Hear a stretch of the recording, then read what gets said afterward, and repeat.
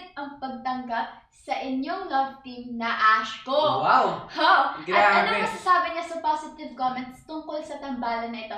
Ako po ay nauna. Ikaw, go. Ayun, syempre super grateful namin na ay, Guys! teka lang. Sa akin yun eh. Super grateful po namin talaga ni Marco na nabigyan po kami ng opportunity na makapagtrabaho po ulit. And nasaya rin po kami para sa mga fans namin. Ano ba ginagawa mo? Para po sa mga fans namin kasi medyo matagal na po nilang inaabangan to. So nasabi niya na lahat? Ayun Kasi ang usapan namin kanina, mag-share kami ng mag-share kami ng sagot, pero sinabi niya na lahat.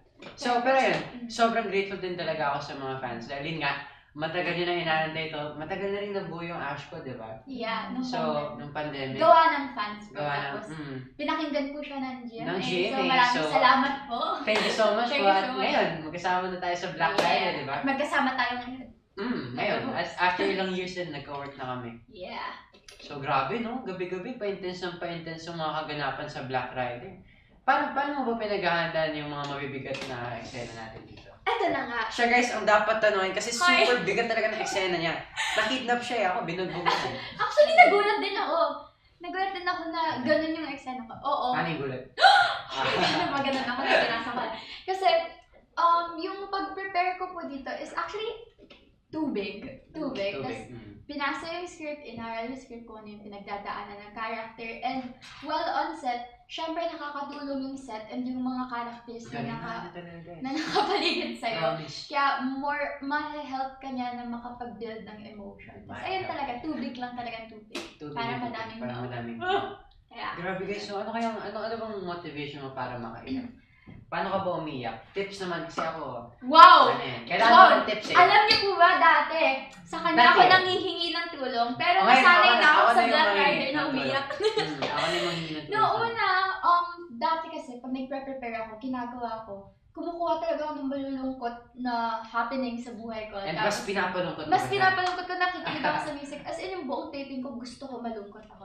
Pero ngayon, dahil nga nasanay na po ako na parang umiiyak ako na umiiyak, parang mas na-open na, mas napadali na yung mag-on ng emotion. Parang siniswitch yung luha niya eh.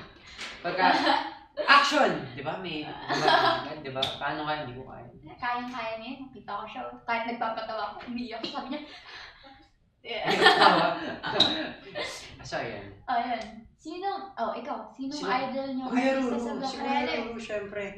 Kasi, guys, ano siya, first time ko siyang nakitang mag-fight scene nung, tapos na Basta yun.